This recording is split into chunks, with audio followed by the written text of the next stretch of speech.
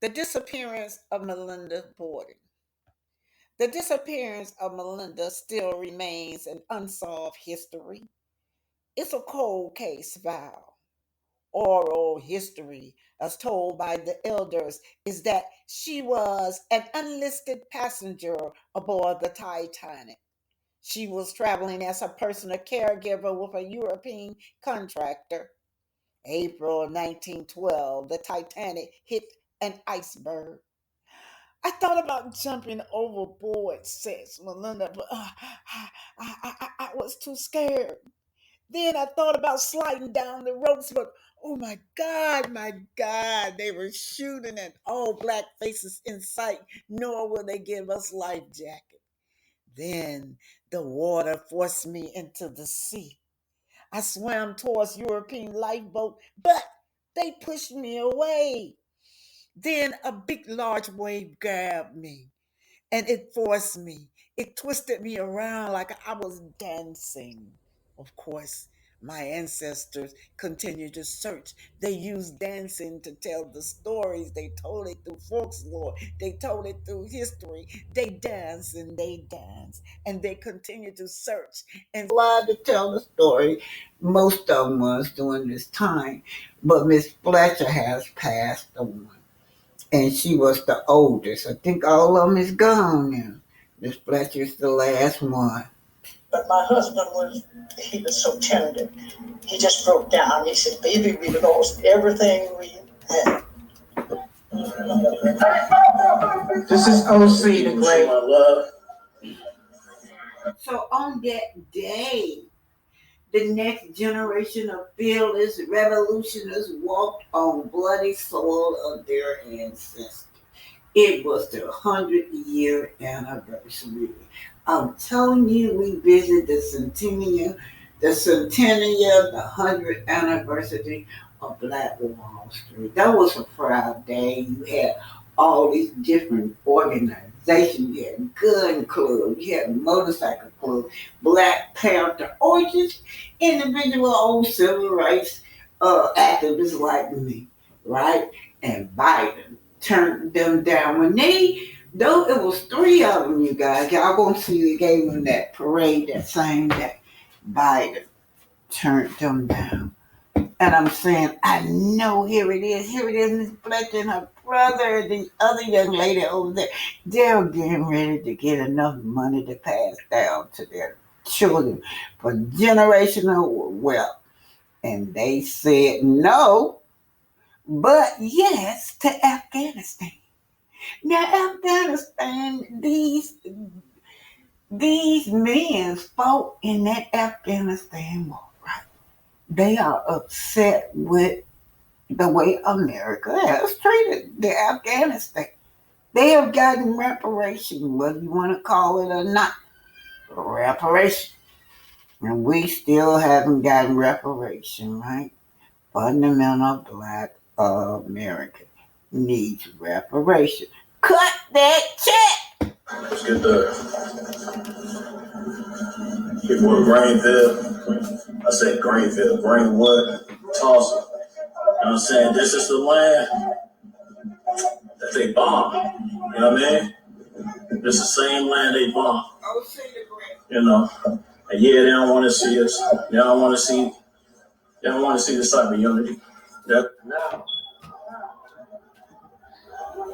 Black power! Black power! Black power! Black power! That's Miss Fletcher and her brother.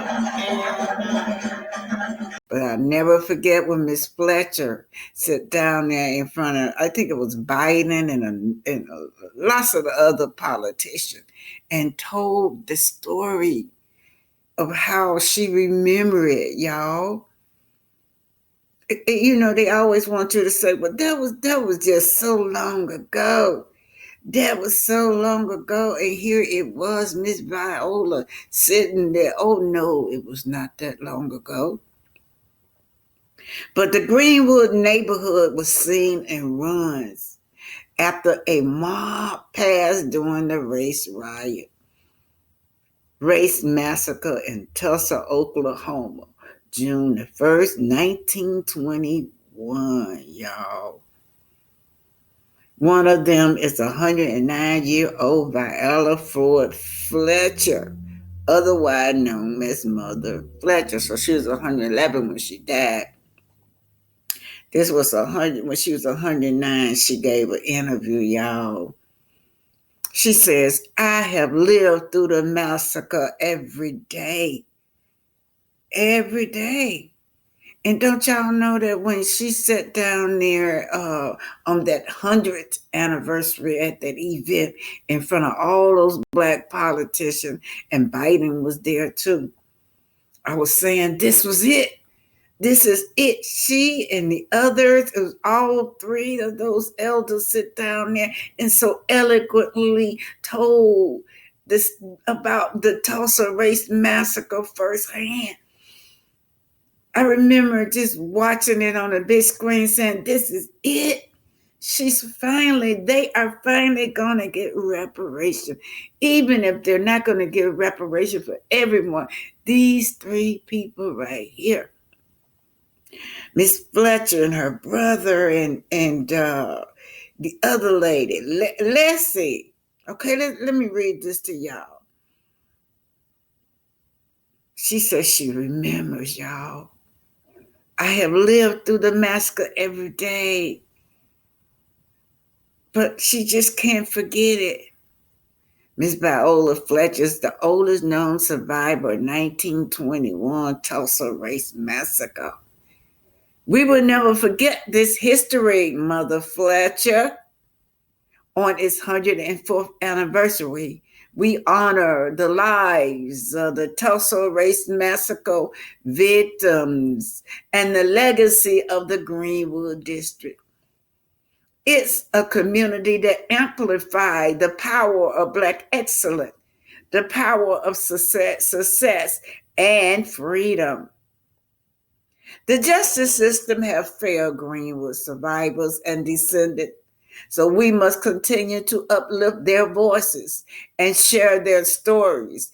Take a few minutes out to learn what happened in Tulsa, then share the history with friends." Viola Davis post from Facebook, you guys. Extremely financially successful. Hey, this is a problem. And the black people in Tulsa were doing great business. They were very successful, more successful than a lot of the white people there. They were about to start doing international business, and that scares people when we start doing international business. So they concocted that little farce where they said a black man tried to sexually assault a white woman in an elevator, and then they tried to run down on the black people. And what happened was the black people fought back. That first day of the Tulsa race attack, the white supremacists attacked the black people, and the white supremacists got their asses whooped. Them brothers whooped on them. So what they had to do, they had to get backup and reinforcement from the National Guard, and they started using planes to drop bombs. They had to hit the planes and drop bombs on the black business district there. This first time in United States history where a bomb was dropped on citizens here. That happened with the Foundation of Black Americans in Tulsa. So they just massacred all of those beautiful black people, and they never gave compensatory justice. They never compensated those people. And the survivors, many of them were alive for a long time. In addition to Queen Mother Fletcher, there were some other survivors who were alive up until a few years ago. It was wasn't about three of them, family, if I'm not mistaken. It was about three of them, right? Because I remember seeing a few of them. They would have a few of them doing, press conferences and things like that. It was about three of them, right. So the other two died, but Miss Fletcher, Mother Fletcher, she held on, man. And that was a spiritual message. That was a spiritual message, ladies and gentlemen, for her to remain here that long. Because, see, for a long time, America's tried to dodge reparations by claiming, well, the victims aren't alive anymore. When we start talking about reparations for slavery and Jim Crow atrocities, I mean, that was 100 years ago. I mean, nobody's alive today. Oh, yes, they are. Oh, yes, they are. And Miss Fletcher was right there in their faces, like, yeah, you owe. She was hollering about her money too. Yeah, I want something. I'm here. Yes, we are still here. I'm here. So her presence, just her very presence, that forced the country to confront the truth. That the harm is not just ancient history. The survivors are still among us. And her longevity had spiritually blocked the dominant society for using that, oh, that was a long, long time ago excuse. So they couldn't do that. So they had to play games and duck and dodge and do little grimy stuff to deny compensatory justice. You know? And that woman's life, it represented a divine time capsule of unsettled ancestral justice, ladies and gentlemen. See, the Most High, man, it'll leave certain people on earth to be spiritual witnesses. So that sister, she endured 111 years. And that was a symbol that... I was just going to say that for Tulsa 100th anniversary, myself and some comrades, a whole lot of different organizations like the Black Panthers, and just gun groups, motorcycle gang groups, just different organizations that were very, very positive. We all went down there to the 100th anniversary of Tulsa. I'll never forget, and they gave these ladies, Miss Fletcher, her brother, and another lady, a parade, you guys. That was so fantastic. But anyway, Biden, I never forget, she spoke on a panel in front of Biden about reparation. You know, he turned her down. He said no. So that hurted my heart. You know that?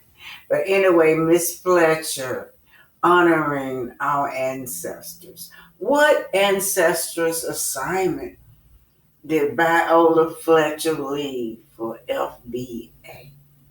Great question. Trauma of Tulsa was never repaired. We don't forget.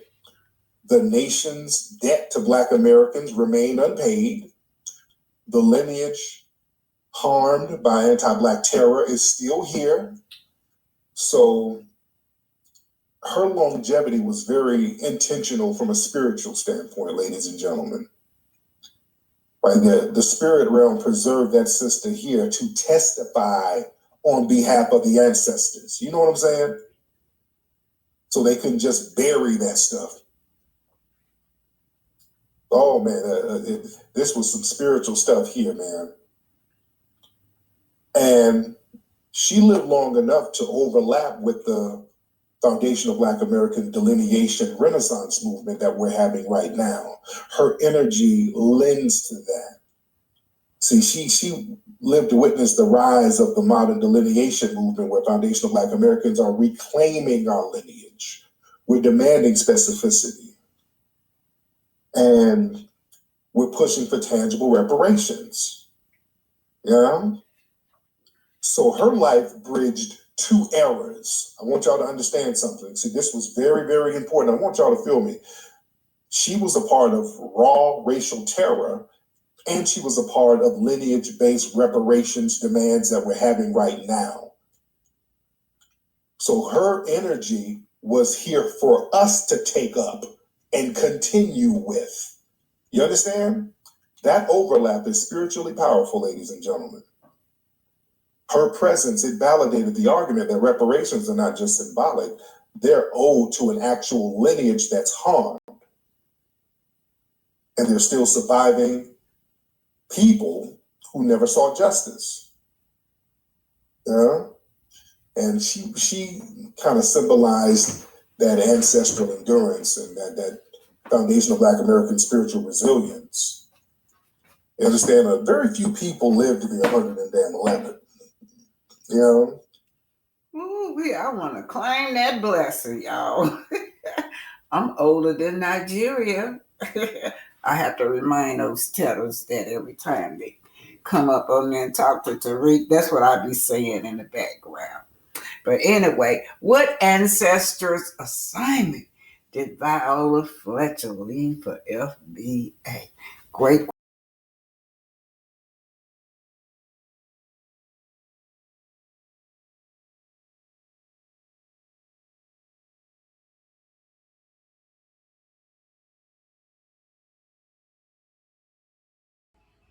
So this next black excellent I chose is Lewis Howard Latimer, simply because in the history books we learn about Thomas Edison discovering lights, and when reality it is Lewis Latimer.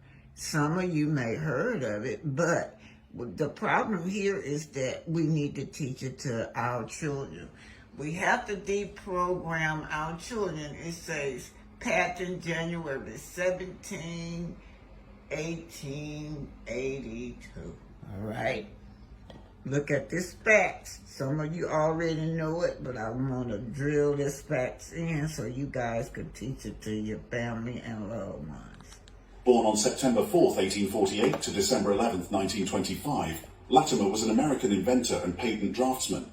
His inventions included an evaporative air conditioner, an improved process for manufacturing carbon filaments for light bulbs, and an improved toilet system for railroad cars. In 1884, he joined... Okay, that filament, you guys, is what makes the light bulb work and stay on.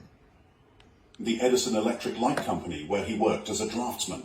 Latimer's innovations in the design of carbon filaments, which were used in incandescent light bulbs, significantly improved the bulb's efficiency and made it more practical for everyday use. His contributions to the lighting industry helped make electric lighting more accessible and affordable. While Thomas Edison is often credited with inventing the practical incandescent light bulb, Latimer's contributions to its development were invaluable, and he played a crucial role in advancing the technology. Though Latimer is sometimes referred to as the Black Edison, it is curious at worst and strange at best to note that more often than not, his name is never mentioned in a text when the question of who invented the light bulb is raised. This being the fact that Latimer has the patent on the carbon filament, the portion of the light bulb that makes it last longer. 4. Elijah McCoy. Born on the 2nd of May, 1844, Elijah McCoy was the inventor who revolutionized the railroad. He was a passionate inventor who ended up with 57 patents, 50 of which were related to the lubrication of steam engines, as well as a folding ironing board and a lawn sprinkler. Facing educational barriers in Canada, McCoy was sent to Edinburgh, Scotland at the age of 15 to pursue an education in engineering. When he returned to North America, he got a job as a fireman and oiler at the Michigan Central Railroad, where he used his engineering training to help solve some of the common... This is a Black Journal, you guys. Go there. Teach your children from this channel. This is Black Titanic. This was Elijah McCoy. He revolutionized the railroads. His first patent was for an automatic lubrication system for locomotive steam engines in 1872. However, he continued to invent and refine his devices, and by the turn of the century, he had produced more patents than any other black inventor at the time. Lacking funding to manufacture his inventions, he sold off many of his patents. However, by 1920, he was able to establish the Elijah McCoy Manufacturing Company and finally produce his inventions under his own name. Legend suggests that his work was so sought after that it would be requested by name, which may be the origin of the phrase, the real McCoy. Though McCoy is perhaps known as the most prolific of all black inventors, his name was not even mentioned in an authoritative book on the history of the American locomotive industry. The 1922 book by engineer E.L. Abrams' Lubrication of Locomotives identifies several early pioneers and organizations with no mention of McCoy, nor did any other lubrication literature credit him during that time.